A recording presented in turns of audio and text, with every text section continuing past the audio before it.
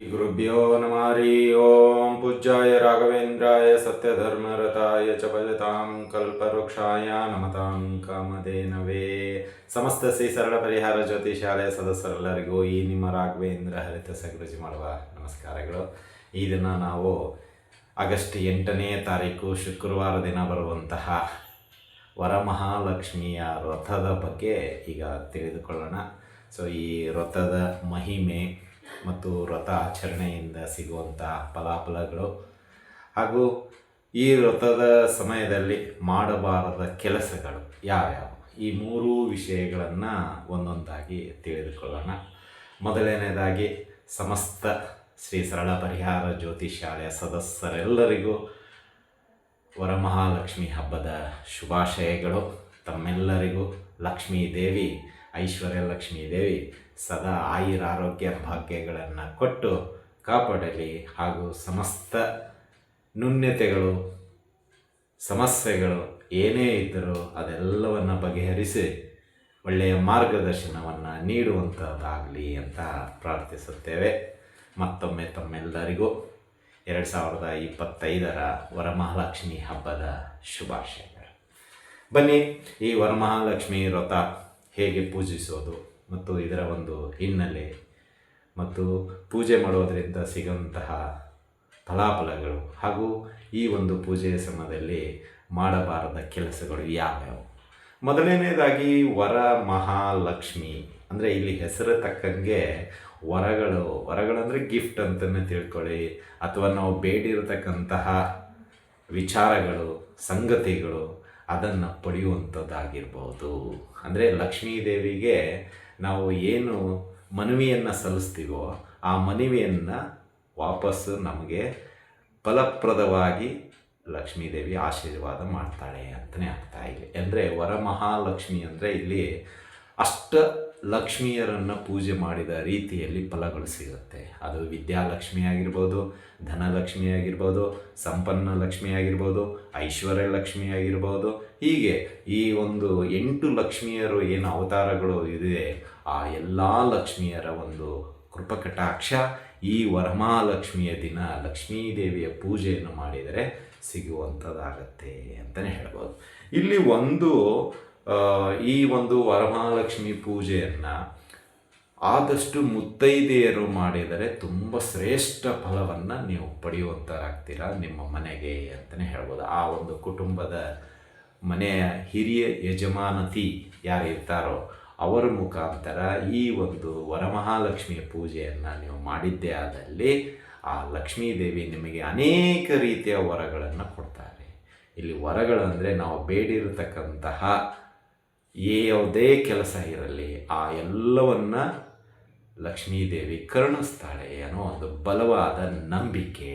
ನಮ್ಮ ಎಲ್ಲ ದಾರಿದ್ರ್ಯಗಳನ್ನು ದೂರ ಮಾಡ್ತಾಳೆ ಅನ್ನೋ ಒಂದು ಬಲವಾದ ನಂಬಿಕೆ. ಈ ಶುಕ್ರವಾರ ದಿನ ನಾವು ಮಾಡಿರತಕ್ಕಂಥ ಪೂಜೆ ಅಕ್ಷಯ ರೀತಿಯಲ್ಲಿ ಫಲಗಳು ನಮಗೆ ಪ್ರಾಪ್ತಿಯಾಗುತ್ತೆ ಎಂಬ ಒಂದು ನಂಬಿಕೆ. ಸೊ ಈ ಎಲ್ಲ ನಂಬಿಕೆಗಳಿಂದ ಈ ಒಂದು ಪೂಜೆಯನ್ನು ಮಾಡಲಾಗತ್ತೆ ಅಂತಲೇ ಹೇಳ್ಬೋದು. ಇನ್ನು ಅದೇ ರೀತಿಯಾಗಿ ಹಿನ್ನೆಲೆ ಅಂತ ನೋಡೋದಾದರೆ, ಹಿನ್ನೆಲೆ ಈ ಒಂದು ವರಮಹಾಲಕ್ಷ್ಮಿ ಪೂಜೆ ಯಾರೆಲ್ಲ ಮಾಡಿದರು, ಹೇಗೆ ಮಾಡಿದರು ಮತ್ತು ಈ ಒಂದು ಪೂಜೆಯನ್ನು ಯಾಕೆ ಅಷ್ಟು ಶ್ರೇಷ್ಠತೆ ಅನ್ನೋದು ಈಗ ತಿಳ್ಕೊಳ್ಳೋಣ. ಒಂದು ಅಂದರೆ ಇಲ್ಲಿ ಶಿವಪಾರ್ವತಿಯವರು ಒಂದು ಏಕಾಂಗದಲ್ಲಿ ಇರುವಾಗ ವಿಶ್ರಾಮದಲ್ಲಿ ಇರುವಾಗ ಅಂದರೆ ವಿಶ್ರಾಂತಿ ತೆಗೆದುಕೊಳ್ಳುತ್ತಿರುವಾಗ ಪಾರ್ವತಿ ದೇವಿ ಶಿವನಿಗೆ ಕೇಳ್ತಾರೆ, ಈ ಒಂದು ಮಾನವ ಕುಲಕ್ಕೆ ತುಂಬ ಸಮಸ್ಯೆಗಳಿವೆ. ಈ ಒಂದು ಕಲಿಯುಗದಲ್ಲಾಗಿರ್ಬೋದು ಅಥವಾ ಬರ್ತಕ್ಕಂತಹ ಒಂದಿಷ್ಟು ಇದರ ಸಮಯದಲ್ಲಿ ಮಾನವಗೆ ಅತಿಯಾದ ಸಮಸ್ಯೆಗಳು ಸಂಸಾರದಲ್ಲಿ ಆಗಿರ್ಬೋದು, ವೈಯಕ್ತಿಕವಾಗಿ ಆಗಿರ್ಬೋದು, ಕೆಲಸ ಕಾರ್ಯಗಳಲ್ಲಾಗಿರ್ಬೋದು. ಇಂಥ ಒಂದು ಸಮಸ್ಯೆಗಳಿಗೆ ಪ್ರಭು ಯಾವುದೂ ಪೂಜೆ ಇಲ್ವಾ, ಈ ಒಂದು ಮಾನವನಿಗೆ ಸುಖವಾಗಿ ಇರಲು ಏನಾದರೂ ಒಂದು ಪೂಜೆ ಇರಬೇಕಲ್ಲ, ಯಾವುದಾದಿದ್ದರೆ ತಿಳಿಸಿ ಅಂತ ಹೇಳಿದಾಗ ಶಿವ ಪರಮಾತ್ಮ ಹೌದು ಇದೆ, ಅದು ವರಮಹಾಲಕ್ಷ್ಮಿಯ ಪೂಜೆ. ಸೊ ಈ ಪೂಜೆಯನ್ನು ಯಾರು ಮಾಡ್ತಾರೆ, ಅವರ ಎಲ್ಲ ಸಕಲ ದಾರಿದ್ರ್ಯ ಅಂದರೆ ಇಲ್ಲಿ ಸಮಸ್ಯೆಗಳು, ಸೊ ಅದೆಲ್ಲವೂ ದೂರವಾಗುತ್ತೆ. ಹಾಗೂ ಕಾಂಚಾಣ ಅಂದರೆ ಲಕ್ಷ್ಮಿಯ ಒಂದು ಆಗಮನವಾಗುತ್ತೆ ಅವರ ಮನೆಗೆ ಅಂತ ಹೇಳಿದರು. ಇದನ್ನು ಎಷ್ಟು ಶ್ರದ್ಧಾ ಭಕ್ತಿಯುತವಾಗಿ ಆ ದಂಪತಿಯರು ಅಥವಾ ಆ ಮಾತೆ ಮಾಡ್ತಾಳೋ ಆ ಮನೆ ನಂದಗೋಕುಲ ರೀತಿಯಲ್ಲಿ, ಆ ಮನೆ ಸದಾ ಸಂಪನ್ನ ಭರಿತವಾದ ರೀತಿಯಲ್ಲಿ ಇರುತ್ತೆ ಅಂತ ಶಿವ ಪಾರ್ವತಿಗೆ ಹೇಳುವಂಥದ್ದು ಒಂದು ಕತೆ ಇದೆ. ಇನ್ನು ಅದೇ ರೀತಿಯಾಗಿ ಬೇರೆ ಒಂದು ಕತೆ ಅಂತ ನಿಮಗೆ ಹೇಳೋದಾದರೆ ಇಲ್ಲಿ ಮತ್ತೊಂದು ಕತೆ ಇದೆ.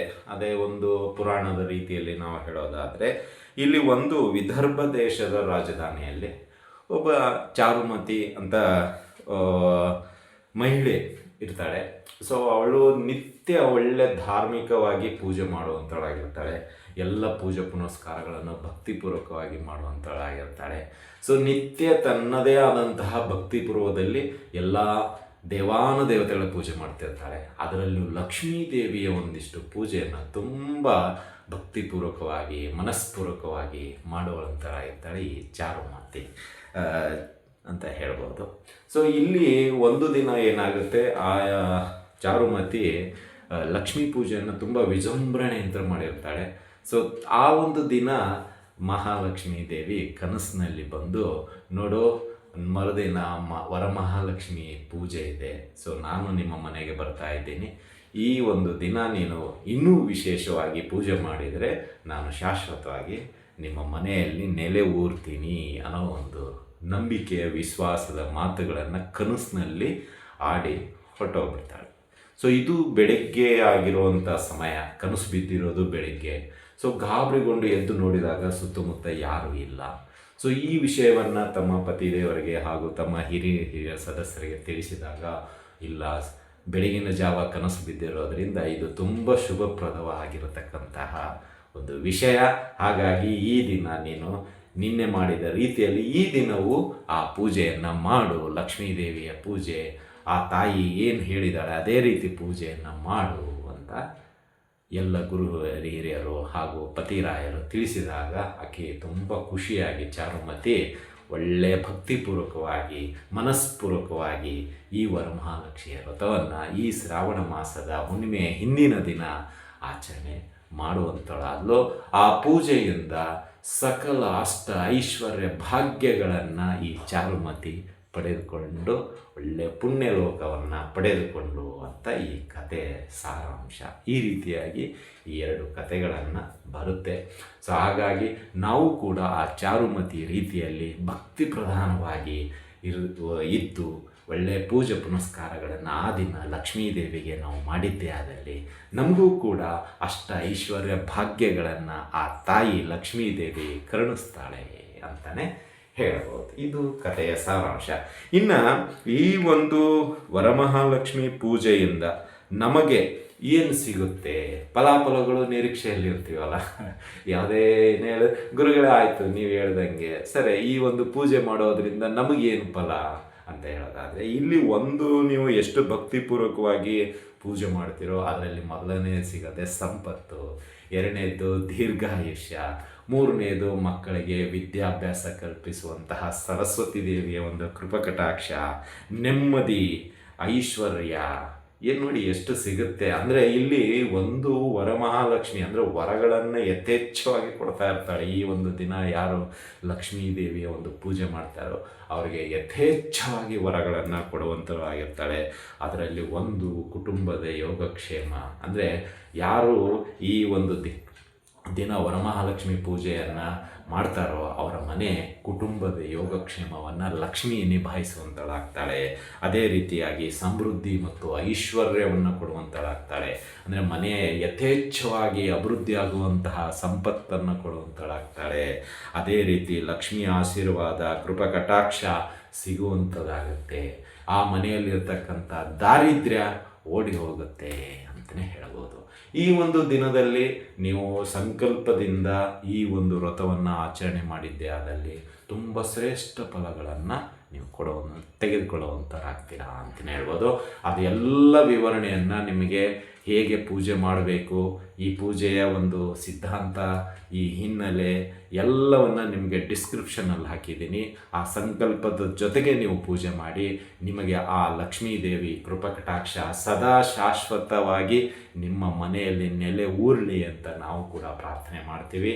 ಹಾಗೂ ತಮ್ಮಲ್ಲಿರ್ತಕ್ಕಂಥ ಅನೇಕ ರೀತಿಯ ಆರ್ಥಿಕ ಸಮಸ್ಯೆಗಳು ಈ ಒಂದು ವರಮಹಾಲಕ್ಷ್ಮಿ ಪೂಜೆಯಿಂದ ದೂರವಾಗಿ ಅಷ್ಟೈಶ್ವರ್ಯಗಳು ನಿಮಗೆ ಪ್ರಾಪ್ತಿಯಾಗಲಿ ಅಂತಲೂ ಕೂಡ ಪ್ರಾರ್ಥಿಸ್ತೇವೆ. ಎಲ್ಲವನ್ನು ನಿಮಗೆ ಡಿಸ್ಕ್ರಿಪ್ಷನ್ನಲ್ಲಿ ಕೊಡಲಾಗಿದೆ. ಸೊ ಈ ಒಂದು ವರಮಹಾಲಕ್ಷ್ಮಿಯ ಪೂಜೆ ಹೇಗೆ ಮಾಡಬೇಕು ಮತ್ತು ಸಂಕಲ್ಪದೊಂದಿಗೆ ಅಂತ ಹೇಳಿದ್ದೀರಾ, ಹಾಗೂ ಏನೆಲ್ಲ ಕೆಲಸ ಕಾರ್ಯಗಳನ್ನು ಮಾಡಬಾರದು ಎಚ್ಚರಿಕೆ ಕೂಡ ಕೊಡಲಾಗಿದೆ. ಅದೆಲ್ಲವನ್ನು ನೀವು ಡಿಸ್ಕ್ರಿಪ್ಷನ್ನಲ್ಲಿ ನೋಡ್ಕೊಳ್ಳಿ. ಸೊ ಡಿಸ್ಕ್ರಿಪ್ಷನ್ನಲ್ಲಿ ಎಲ್ಲ ವಿವರಣೆಯನ್ನು ಕೊಡಲಾಗಿದೆ. ಇನ್ನೂ ಏನಾದರೂ ಮಾಹಿತಿ ಬೇಕಾಗಿದ್ದರೆ ಅದರಲ್ಲೇ ಕಾಂಟ್ಯಾಕ್ಟ್ ನಂಬರ್ ಇದೆ. ಆ ಕಾಂಟ್ಯಾಕ್ಟ್ ನಂಬರಿಗೆ ನೀವು ಕರೆ ಮಾಡಿ ಹೆಚ್ಚಿನ ಮಾಹಿತಿಯನ್ನು ಕೂಡ ಪಡೆದುಕೊಳ್ಳಬಹುದು. ಈ ಒಂದು ವರಮಹಾಲಕ್ಷ್ಮಿ ಮಿಸ್ ಮಾಡಲೇಬೇಡಿ. ಎಷ್ಟು ಸಾಧ್ಯವಾಗುತ್ತೆ ಅಷ್ಟು ನೀವು ಪೂಜೆ ಪುನಸ್ಕಾರಗಳನ್ನು ಈ ದಿನ ಮಾಡಿ. ಯಾಕೆಂದರೆ ಈ ದಿನ ಹುಣ್ಣಿಮೆ ಕೂಡ ಬಂದಾಗಿದೆ. ಮಧ್ಯಾಹ್ನ 2 ಗಂಟೆಗೆ ಹುಣ್ಣಿಮೆ ಕೂಡ ಬಂದಾಗಿದೆ. ಸೊ ಹಾಗಾಗಿ ಈ ಒಂದು ವರಮಹಾಲಕ್ಷ್ಮಿ ವಿಶೇಷತೆ ಏನಂದರೆ ಹುಣ್ಣಿಮೆ ಬಂದಿರೋದರಿಂದ, ಹಾಗೂ ಹುಣ್ಣಿಮೆ ಹಿಂದಿನ ದಿನ ನಾವು ಶುಕ್ರವಾರ ದಿನ ಈ ವರಮಹಾಲಕ್ಷ್ಮಿ ಪೂಜೆ ಮಾಡಲಾಗುತ್ತೆ. ಆದರೆ ಮಧ್ಯಾಹ್ನ ಹುಣ್ಣಿಮೆ ಬಂದಿರೋದರಿಂದ ನಿಮಗೆ ಪೂಜೆಯ ಒಂದು ಶುಭ ಗಳಿಗೆ, ಶುಭ ಮುಹೂರ್ತ ಅಂತ ಹೇಳೋದಾದರೆ ಬೆಳಗ್ಗೆ 6:30 ಬೆಳಗ್ಗೆ 8 ಗಂಟೆವರೆಗೂ ಒಳ್ಳೆ ಮುಹೂರ್ತ ಇದೆ. ಸೊ ನಿಮಗೆ ಎಷ್ಟು ಅನುಕೂಲ ಆಗುತ್ತೆ ಅಷ್ಟು ಆ ಸಮಯದಲ್ಲಿ ಮಾಡಿ. ಇನ್ನು ಮತ್ತೆ ನಿಮಗೆ 12 ಗಂಟೆವರೆಗೂ ಇದೆ. ಆದರೆ ಇಲ್ಲಿ ಕೆಲವು ಮುಹೂರ್ತಗಳು ನಿಮಗೆ ಈ ದಿನ ಸ್ವಲ್ಪ ಕನಿಷ್ಠ ಫಲಗಳನ್ನು ಕೊಡುವಂಥದ್ದಾಗಿರುತ್ತೆ. ಭಕ್ತಿಪೂರ್ವಕವಾಗಿ ಮಾಡಿದರೆ ಎಲ್ಲ ಲಕ್ಷ್ಮಿ ನಮಗೆ ಒಲಿಯುವಂಥಳಾಗ್ತಾಳೆ. ಆದರೆ ನಿಮಗೆ ಮುಹೂರ್ತ ಅಂತ ಬೇಕಾದರೆ ನೀವು 6:30 8 ಗಂಟೆ ಒಳಗಾಗಿ ಒಳ್ಳೆಯ ಮುಹೂರ್ತ ಇರುತ್ತೆ. ಸೊ ಆ ಒಂದು ಸಮಯದಲ್ಲಿ ಮಾಡಿಕೊಳ್ಳಿ. ಸೊ ಆ ಒಂದು ಸಮಯದಲ್ಲಿ ಒಳ್ಳೆಯ ಸಿಂಹ ಲಗ್ನ ಮುಹೂರ್ತವನ್ನು ಹೇಳಲಾಗುತ್ತೆ. ಏಕೆಂದರೆ ವರಮಹಾಲಕ್ಷ್ಮಿಯ ಒಂದು ಮುಹೂರ್ತ ಅಂತ ಹೇಳಿದರೆ ಸಿಂಹ ಲಗ್ನ ಮತ್ತು ಕುಂಭ ಲಗ್ನ ತುಂಬ ಶ್ರೇಷ್ಠ ಒಂದು ಲಗ್ನದಿಂದ ಈ ಪೂಜೆಯನ್ನು ಮಾಡಿದ್ದೇ ಆದಲ್ಲಿ ಒಳ್ಳೆಯ ಫಲಗಳನ್ನು ಸಿಗುವಂಥದ್ದಾಗುತ್ತೆ. ಆದರೆ ಇಲ್ಲಿ ಕುಂಭ ಲಗ್ನ ಸಾಯಂಕಾಲ ಬರ್ತಾ ಇರೋದೆ, ಆದರೆ ಅಲ್ಲಿ ಹುಣ್ಣಿಮೆ ಬಂದುಬಿಟ್ಟಿರೋದ್ರಿಂದ ಈ ವರ್ಷ ಆಚರಣೆ ಸ್ವಲ್ಪ ಗುರು ಹಿರಿಯರು ಬೇಡ ಅಂತ ತಿಳಿಸ್ತಾ ಇದ್ದಾರೆ. ಹೀಗಾಗಿ ಅವರು ಬೇಡ ಅಂದರೆ ಬೇಡ ಅಂತಲೇ ತಿಳ್ಕೊಳ್ಳಿ. ನಿಮ್ಮ ಮಠದ ಸಂಪ್ರದಾಯದಂತೆ, ನಿಮ್ಮ ಗುರು ಹಿರಿಯರ ಒಂದು ಸಲಹೆ ಸೂಚನೆಯಂತೆ ಈ ವರಮಹಾಲಕ್ಷ್ಮಿ ವ್ರತವನ್ನು ಆಚರಣೆ ಮಾಡಿ. ಅವರ ವಿರುದ್ಧವಾಗಿ ಯಾವುದೇ ರೀತಿಯ ಆಚರಣೆಯನ್ನು, ಈ ವರಮಹಾಲಕ್ಷ್ಮಿ ಪೂಜೆಯನ್ನು ಮಾಡಲು ಹೋಗಬೇಡಿ. ಮನೆಯ ಹಿರಿಯ ಸದಸ್ಯರು ಹೇಗೆ ತಮ್ಮ ಸಂಪ್ರದಾಯದಂತೆ ಮಾಡ್ಕೊಂಡು ಬಂದಿದ್ದಾರೆ ಅದನ್ನೇ ನೀವು ಮುಂದುವರಿಸಿ.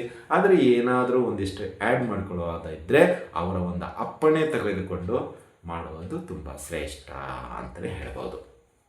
ಈ ಒಂದು ಪೂಜೆ ಪುನಸ್ಕಾರಕ್ಕೆ ಬೇಕಾಗಿರ್ತಕ್ಕಂಥ ಪದಾರ್ಥಗಳು ಎಲ್ಲವನ್ನು ಡಿಸ್ಕ್ರಿಪ್ಷನ್ನಲ್ಲಿ ನಿಮಗೆ ಕೊಡಲಾಗಿದೆ. ಡಿಸ್ಕ್ರಿಪ್ಷನ್ನ ದಯವಿಟ್ಟು ಚೆಕ್ ಮಾಡಿ. ಸೊ ಅದರಲ್ಲಿ ನಿಮಗೆ ಸಿಗುತ್ತೆ. ಇನ್ನು ಈ ವರಮಹಾಲಕ್ಷ್ಮಿಯ ದಿನ ಏನೆಲ್ಲ ಮಾಡಬಾರ್ದು ಅಂತ ಹೇಳೋದಾದರೆ, ಇಲ್ಲಿ ಒಂದು ಏನಂದರೆ ವರಮಹಾಲಕ್ಷ್ಮಿಯ ದಿನ ನೀವು ಅಲಂಕಾರಿಕ ವಸ್ತುಗಳನ್ನು ಎಲ್ಲೇನೋ ತರ್ತೀರ, ಆದಷ್ಟು ಈ ಪ್ಲಾಸ್ಟಿಕ್ಕಿಗೆ ಸಂಬಂಧಪಟ್ಟಂತಹ ಒಂದಿಷ್ಟು ವಸ್ತುಗಳನ್ನು ನೀವು ಅವಾಯ್ಡ್ ಮಾಡಿ. ಯಾಕೆಂದರೆ ಲಕ್ಷ್ಮೀ ದೇವಿಗೆ ಈ ಪ್ಲಾಸ್ಟಿಕ್ಕು ಮತ್ತು ಆರ್ಟಿಫಿಷಿಯಲ್ಲು ವಸ್ತುಗಳು ಇಷ್ಟ ಆಗೋದಿಲ್ಲ. ಏನಿದ್ರೂ ನಿಮಗೆ ಎಷ್ಟಿದೆ ಯಥಾಭಕ್ತಿ ಯಥಾಶಕ್ತಿ ಅಷ್ಟೇ ಅಲಂಕಾರ ಮಾಡಿದರೆ ತುಂಬ ಒಳ್ಳೆಯದು. ಈ ಪ್ಲಾಸ್ಟಿಕ್ಕು, ಕಬ್ಬಿಣ, ಮುರಿದು ಹೋಗಿರತಕ್ಕಂಥ ಪೀಠೋಪಕರಣ ಇವೆಲ್ಲ ಲಕ್ಷ್ಮೀದೇವಿ ಇಷ್ಟಪಡೋದಿಲ್ಲ. ಹಾಗಾಗಿ ಲಕ್ಷ್ಮೀದೇವಿಗೆ ಸಾಧ್ಯವಾದಷ್ಟು ಶಾಂತ ರೀತಿಯಿಂದ ಇರ್ತಕ್ಕಂಥ ಹೂವು, ಇರ್ತಕ್ಕಂಥ ಬಾಳೆ ಗಿಡ, ಇರ್ತಕ್ಕಂಥ ಹಣ್ಣುಗಳು, ಇರ್ತಕ್ಕಂತಹ ಒಂದಿಷ್ಟು ಆಭರಣಗಳು ಅದೆಲ್ಲವನ್ನು ಸಮರ್ಪಿಸಿ ಪೂಜೆ ಮಾಡೋದರಿಂದ ನಿಮಗೆ ಶ್ರೇಷ್ಠ ಫಲಗಳು ಸಿಗುತ್ತೆ ಅಂತಲೇ ಹೇಳ್ಬೋದು. ಇನ್ನು ಅದೇ ರೀತಿಯಾಗಿ ಇಲ್ಲಿ ಮುರಿದ ವಿಗ್ರಹಗಳನ್ನು ಲಕ್ಷ್ಮಿ ಹತ್ರ ಇಡಲು ಹೋಗಬೇಡಿ. ಈಗ ಅಲಂಕಾರಿಕವಾಗಿ ಲಕ್ಷ್ಮಿ ಮುಂದೆ ಗಣೇಶ, ಸರಸ್ವತಿ, ಮತ್ತೊಂದು ಮಗದೊಂದು ವಿಗ್ರಹಗಳನ್ನು ಇಟ್ಟಿರ್ತೀರ. ಅವು ಸ್ವಲ್ಪ ಭಿನ್ನ ಆಗಿರ್ತವೆ. ಮುರಿದೋಗಿದ್ದು ಅನ್ಬಾರ್ದು, ಭಿನ್ನ ಅನ್ನಬೇಕು. ಆ ಭಿನ್ನ ಆಗಿರ್ತಕ್ಕಂಥ ವಿಗ್ರಹಗಳನ್ನು ನೀವು ಪಕ್ಕದಲ್ಲಿ ಇಟ್ಟಾಗ ಲಕ್ಷ್ಮಿ ಕೋಪ ಬರುತ್ತೆ, ದಾರಿದ್ರ್ಯವನ್ನು ಆಕಿ ಬೇಗನೆ ಕೊಡುವಂಥಳಾಗ್ತಾಳೆ. ಹಾಗಾಗಿ ಭಿನ್ನ ಆಗಿರತಕ್ಕಂತಹ ವಿಗ್ರಹಗಳು, ಫೋಟೋಗಳು, ಅಥವಾ ಫೋಟೋದಲ್ಲಿ ಕೆಲವು ಚಿತ್ರಗಳು ಸ್ಪಷ್ಟತೆ ಇರೋದಿಲ್ಲ, ಅದು ಒಂದು ಸ್ವಲ್ಪ ನೀರು ಬಿದ್ದು ಅಥವಾ ಏನೋ ಒಂದು ಸ್ವಲ್ಪ ಮುಖ ಏನು ಈ ಕಾಣಿಸ್ತಾ ಇರಲ್ಲ, ಒಂಥರ ಇದು ಗ್ಯಾಪ್ ಇರುತ್ತೆ ಅಂಥ ಫೋಟೋಗಳು. ಅಥವಾ ಇವನು ನಿತ್ಯ ಕುಂಕುಮ ಹಚ್ಚಿ ಅದು ಏನು ದೊಡ್ಡದಾಗಿ ಅದೊಂಥರ ಸ್ಪಷ್ಟತೆ ಇಲ್ಲದಂಗೆ ಕಣ್ಣೆಲ್ಲ ಕವರ್ ಆಗಿಬಿಟ್ಟಿರುತ್ತೆ ಅಂಥ ಫೋಟೋಗಳು.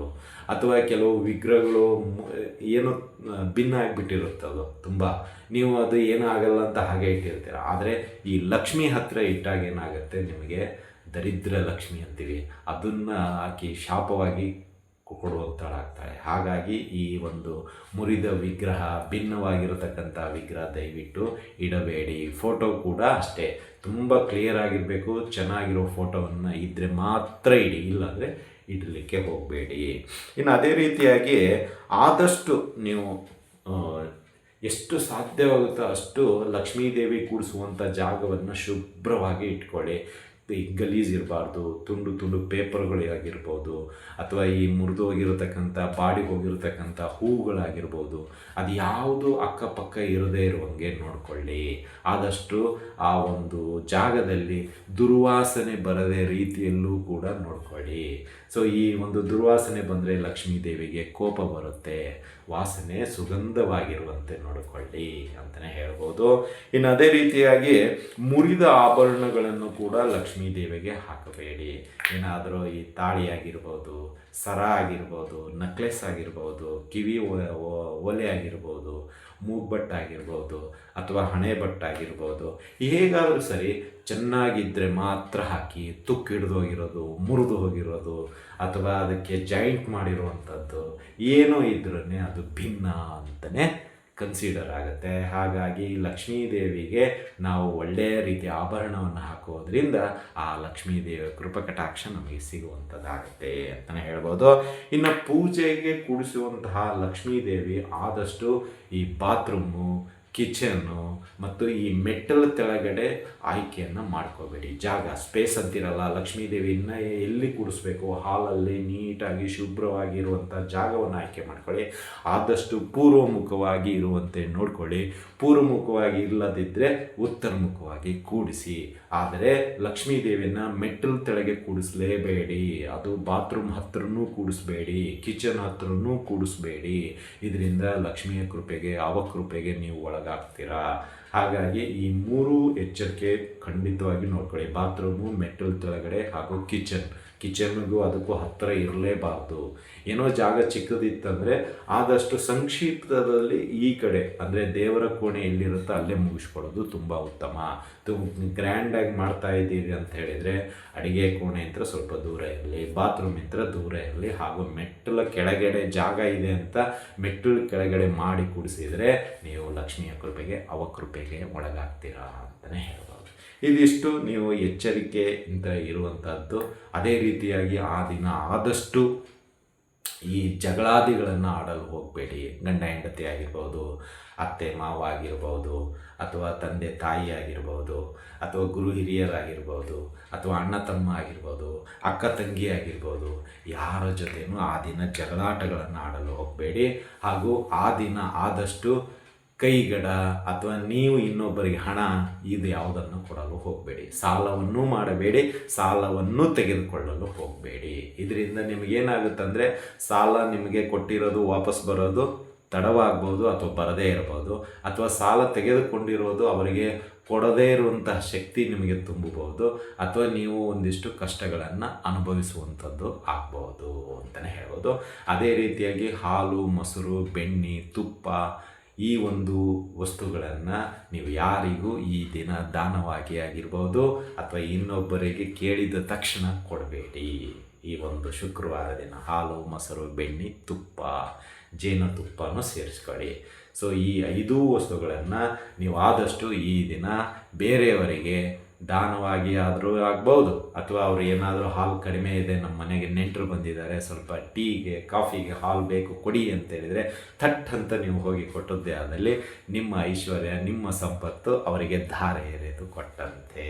ಹಾಗಾಗಿ ಈ 5 ವಸ್ತುಗಳನ್ನು ಆದಷ್ಟು ಕಾಪಾಡಿಕೊಳ್ಳಿ ಈ ಒಂದು ವರಮಹಾಲಕ್ಷ್ಮಿಯ ದಿನ. ಹಾಲು, ಮೊಸರು, ತುಪ್ಪ, ಜೇನುತುಪ್ಪ, ಬೆಣ್ಣೆ, ಈ 5 ವಸ್ತುಗಳನ್ನು ಆದಷ್ಟು ನೀವು ಮನೆಯಲ್ಲೇ ಇರುವಂತೆ ನೋಡ್ಕೊಳ್ಳಿ. ಖಾಲಿ ಕೂಡ ಮಾಡಬೇಡಿ. ತೊಟ್ಟಾದರೂ 1 ಲೋಟ ಆದರೂ ಉಳಿಸ್ಕೊಳ್ಳಿ. ಏಕೆಂದರೆ ಲಕ್ಷ್ಮೀದೇವಿಗೆ ಖಾಲಿ ಪಾತ್ರೆ ಅಂದರೆ ಆಗೋದಿಲ್ಲ, ಏನಾದರೂ ತುಂಬಿರಲಿ ಅಂತಲೇ ಆ ತಾಯಿ ಆಸೆ ಪಡ್ತಾಳೆ. ಸೊ ಇದೆಲ್ಲವನ್ನು ನೀವು ಎಷ್ಟು ಎಚ್ಚರಿಕೆಯಿಂದ ಮಾಡ್ತೀರೋ ಅಷ್ಟು ಆ ಲಕ್ಷ್ಮೀದೇವಿಯ ಕೃಪಾ ಕಟಾಕ್ಷ ನಿಮಗೆ ಸಿಗುತ್ತೆ. ಅದೇ ರೀತಿಯಾಗಿ ತುಂಬ ಆಭರಣಗಳು, ತುಂಬ ಹಣಗಳು ಆ ಲಕ್ಷ್ಮೀದೇವಿಯ ಮುಂದೆ ಇಡೋದಾಗಿರ್ಬೋದು, ಅಥವಾ ನನ್ನ ಹತ್ರ ಇರೋದನ್ನು ನೀವು ತೋರಿಸ್ಕೊಳ್ಳುವಂಥದ್ದಾಗಿರ್ಬೋದು. ಆ ದಿನ ನೀವು ತೋರಿಸ್ಕೊಳ್ಬೋದು, ಮುಂದಿನ ದಿನಗಳಲ್ಲಿ ಕಷ್ಟಗಳನ್ನು ನೀವೇ ಎದುರಿಸ್ಬೇಕಾಗತ್ತೆ. ಹಾಗಾಗಿ ಎಷ್ಟು ಬೇಕೋ ಅಷ್ಟನ್ನು ಮಾತ್ರ ಅಲಂಕಾರ ಮಾಡಿ. ನೀವೇನಾದರೂ ಹಣದ ಅಲಂಕಾರ ಮಾಡ್ತಾ ಇದ್ದರೆ ದಯವಿಟ್ಟು ನಿಮಗೆ ಎಷ್ಟು ಅವಶ್ಯಕತೆ ಇದೆ ಅಷ್ಟನ್ನೇ ಮಾಡಿ. ತುಂಬ ಓವರಾಗಿ ಮಾಡಿದರೆ ಲಕ್ಷ್ಮಿ ಅವಕೃಪೆಗೆ ಗುರಿಯಾಗ್ತೀರಾ. ದಯವಿಟ್ಟು ಅರ್ಥ ಮಾಡ್ಕೊಳ್ಳಿ. ಲಕ್ಷ್ಮಿಗೆ ಇದು ಯಾವುದೂ ಇಷ್ಟ ಇಲ್ಲ. ಆಡಂಬರ ಅಂದರೆ ಮೊದಲೇ ಇಷ್ಟ ಆಗೋದಿಲ್ಲ. ಆ ಎಮ್ಮಗೆ ಸರಳತೆ, ಭಕ್ತಿ ಮತ್ತು ಯಥಾಶಕ್ತಿ, ಸೊ ಇವಿಷ್ಟನ್ನು ಆಕೆ ನೋಡೋದು ಅಷ್ಟೇ, ಇನ್ನೇನು ನೋಡಲ್ಲ. ನೀವೆಷ್ಟು ಸರಳವಾಗಿ ಸುಂದರವಾಗಿ ಆಚರಣೆ ಮಾಡ್ತೀರೋ ಅಷ್ಟೇ ನಿಮಗೆ ಫಲಗಳನ್ನು ಕೊಡುವಂಥಳಾಗ್ತಾಳೆ. ಎಷ್ಟು ನೀವು ಅತಿ ವಿಜೃಂಭಣೆಗೆ ಹೋಗ್ತೀರಿ, ಆ ದಿನ ನಿಮಗೆ ಚೆನ್ನಾಗಿ ಕಾಣಿಸುತ್ತೆ, ಕೆಲವು ಜನ ಹೊಗಳ್ಬೋದು. ತದನಂತರ ಮುಂದಿನ ದಿನಗಳಲ್ಲಿ ಇರುತ್ತಲ್ಲ ತೊಂದರೆಗೆ ನಿಮಗೆ ಬರುವಂತೆ ಆ ಲಕ್ಷ್ಮಿ ನೋಡ್ಕೊಳ್ತಾಳೆ. ಹಾಗಾಗಿ ಬೇಡ, ಹಬ್ಬದ ದಿನ ತುಂಬ ಚೆನ್ನಾಗಿ, ಎಷ್ಟು ನೀಟಾಗಿ, ಎಷ್ಟು ಸುಲಭವಾಗಿ ಆಗುತ್ತೆ ಅದನ್ನು ಮಾಡ್ಕೊಳ್ಳಿ. ಇನ್ನು ನೀವು ಪೂಜೆ ಮಾಡುವಂಥವರು ಅಷ್ಟೇ, ಹರಿದ ಬಟ್ಟೆಗಳನ್ನು ಹಾಕಿಕೊಳ್ಳಬೇಡಿ. ಒಳ್ಳೆಯ ಶುಭ್ರವಾಗಿರತಕ್ಕಂತಹ ಬಟ್ಟೆ, ಈ ಅಗರಬತ್ತಿ ಹಚ್ಚಿರುವಂತಹ ಬಟ್ಟೆ ಆಗಿರ್ಬೋದು, ಅಥವಾ ದೀಪದಲ್ಲಿ ನಿಮ್ಮ ಒಂದು ಬಟ್ಟೆ ಸುಟ್ಟು ಹೋಗಿರುವಂಥದ್ದಾಗಿರ್ಬೋದು, ಅಂಥ ಬಟ್ಟೆಗಳನ್ನು ದಯವಿಟ್ಟು ಪೂಜೆಯ ಸಮಯದಲ್ಲಿ ಹಾಕಿಕೊಳ್ಳಬೇಡಿ. ಅದೊಂದು ಅಶುಭದ ಸಂಕೇತ. ಹೀಗಾಗಿ ನೀವು ಸಾಧ್ಯವಾದರೆ ಒಗೆದಿರುವಂತಹ, ಐರನ್ ಮಾಡಿರುವಂತಹ ಅಥವಾ ಹೊಸದಾಗಿ ನೀವು ಪರ್ಚೇಸ್ ಮಾಡಿರತಕ್ಕಂತಹ ಬಟ್ಟೆಗಳನ್ನೇ ಉಪಯೋಗ ಮಾಡಿ. ಇದರಿಂದ ಲಕ್ಷ್ಮೀದೇವಿಯ ಕೃಪೆಗೆ ಪಾತ್ರರಾಗ್ತೀರಾ ಅಂತಲೇ ಹೇಳ್ಬೋದು. ಇನ್ನು ಈ ದಿನ ಮಕ್ಕಳಿಗೆ ಒಳ್ಳೆಯ ರೀತಿಯ ವಿದ್ಯಾಭ್ಯಾಸಕ್ಕೋಸ್ಕರ ಅವರನ್ನೂ ಕೂಡ ಸಹ ಒಳ್ಳೆಯ ಒಂದು ಬಟ್ಟೆಗಳಿಂದ ಆ ಲಕ್ಷ್ಮೀದೇವಿಯ ಪೂಜೆಗೆ ಪಾತ್ರರಾಗುವಂತೆ ನೋಡಿಕೊಳ್ಳಿ, ಪೂಜೆಯನ್ನು ಮಾಡಿ. ಸೊ ಯಥಾಭಕ್ತಿ ಯಥಾಶಕ್ತಿ ನಿಮ್ಮ ಮನೆಯ ಸಂಪ್ರದಾಯದಂತೆ ಪೂಜೆಯನ್ನು ಮಾಡಿ. ಯಾರ ಮನೆಯಲ್ಲಿ ಕಳಸ ಕೂಡಿಸುವಂತಹ ಸಂಪ್ರದಾಯ ಇದೆ, ಕಳಸ ಕೂಡಿಸಿ. ಯಾರ ಮನೆಯಲ್ಲಿ ಕಳಸ ಕೂಡಿಸುವಂಥ ಸಂಪ್ರದಾಯ ಇಲ್ವಾ, ಬಿಟ್ಬಿಡಿ. ವಾದ ವಿವಾದಗಳಿಗೆ ಇಳಿಲು ಹೋಗಬೇಡಿ.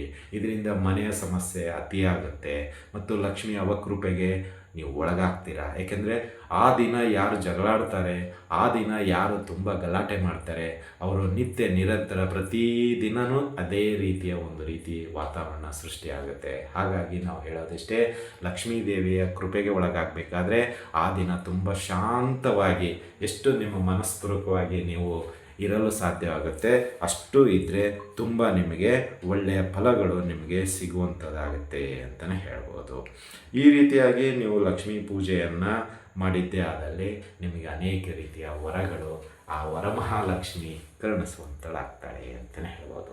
ಇನ್ನು ಅದೇ ರೀತಿಯಾಗಿ ನಾವು ಕೂಡ ಶ್ರೀ ಐಶ್ವರ್ಯ ಲಕ್ಷ್ಮೀ ದೇವಿಯ ಒಂದು ಪೂಜೆಯನ್ನು ಈ ವರಮಹಾಲಕ್ಷ್ಮಿಯ ದಿನ ಆ ಅಲಂಕಾರ, ಕ್ಷೀರಾಭಿಷೇಕ ಸೇವೆ, ದೀಪೋತ್ಸವ ಸೇವೆ ಮತ್ತು ನೈವೇದ್ಯ ಸೇವೆ ಮತ್ತು ಇನ್ನಿತರ ಸೇವೆಗಳನ್ನು ಮಾಡಲಾಗುತ್ತೆ.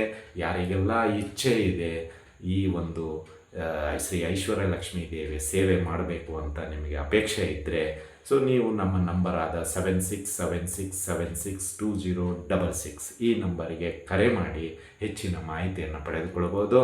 ಈ ಒಂದು 8 ಆಗಸ್ಟ್ 2025 ಶ್ರೀ ಐಶ್ವರ್ಯ ಲಕ್ಷ್ಮೀ ದೇವಿಗೆ ವಿಜೃಂಭಣೆಯಿಂದ ಅಲಂಕಾರ ಸೇವೆ, ಕ್ಷೀರಾಭಿಷೇಕ ಸೇವೆ, ದೀಪೋತ್ಸವ ಸೇವೆ, ನೈವೇದ್ಯ ಸೇವೆ ಹಾಗೂ ಕುಂಕುಮಾರ್ಚನೆ ಸೇವೆ ಹಾಗೂ ಸಾಯಂಕಾಲ ದೀಪೋತ್ಸವ ಸೇವೆ, ಈ ಎಲ್ಲ ಸೇವೆಗಳನ್ನು ಸಾಮೂಹಿಕವಾಗಿ ಮಾಡಲಾಗುತ್ತೆ. 501 ರೂಪಾಯಿ ಕಾಣಿಕೆಯನ್ನು, ಸೇವಾ ಕಾಣಿಕೆಯನ್ನು ಇಡಲಾಗಿದೆ. ಯಾರಿಗೆಲ್ಲ ಇಚ್ಛೆ ಇದೆ 501 ಈ ರೂಪಾಯಿಯನ್ನು ನೀವು ಡಿಜಿಟಲ್ ಪೇಮೆಂಟ್ ಮುಖಾಂತರ ಮಾಡ್ಬೋದು. ಅದೆಲ್ಲವನ್ನು ಡಿಸ್ಕ್ರಿಪ್ಷನ್ನಲ್ಲಿ ಕೊಡಲಾಗಿದೆ, ಏನು ಎತ್ತ ಅಂತ ವಿವರನ್ನು ನೀವು ನೋಡಿಕೊಳ್ಳಿ. ಹೆಚ್ಚಿನ ಮಾಹಿತಿ ಬೇಕಾದರೂ ಅಲ್ಲೇ ಕಾಂಟ್ಯಾಕ್ಟ್ ನಂಬರ್ ಇದೆ, ನೀವು ಕಾಂಟ್ಯಾಕ್ಟ್ ಮಾಡ್ಬೋದು.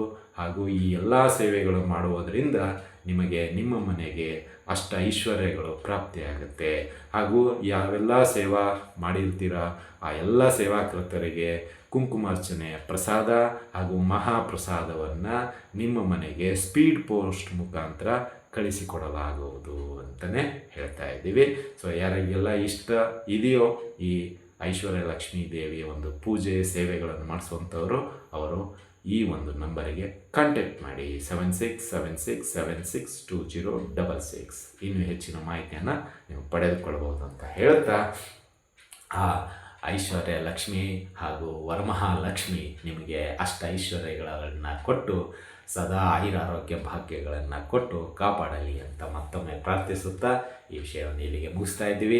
ಈ ಒಂದು ವಿಡಿಯೋ ನಿಮಗೆ ಇಷ್ಟ ಆಗಿದ್ದರೆ ಲೈಕ್ ಮಾಡಿ, ಜಾಸ್ತಿ ಇಷ್ಟ ಆಗಿದ್ದರೆ ಶೇರ್ ಮಾಡಿ, ಹಾಗೂ ನಮ್ಮ SSV ಜ್ಯೋತಿಷಾಲಯ ಯೂಟ್ಯೂಬ್ ಚಾನಲನ್ನು ಬೆಂಬಲಿಸಿ ಅಂತ ಹೇಳ್ತಾ ಇಲ್ಲಿಗೆ ಶುಭ ಮುಗಿಸ್ತೇವೆ. ಮತ್ತೆ ಮುಂದಿನ ವಿಷಯದೊಂದಿಗೆ ಭೇಟಿಯಾಗೋಣ. ಅಲ್ಲಿವರೆಗೂ ಶುಭಮಸ್ತು, ಶುಭಂ ಭೂಯಾತ್, ಸರ್ವೇ ಜನಃ ಸುಖಿನೋ ಭವಂತು.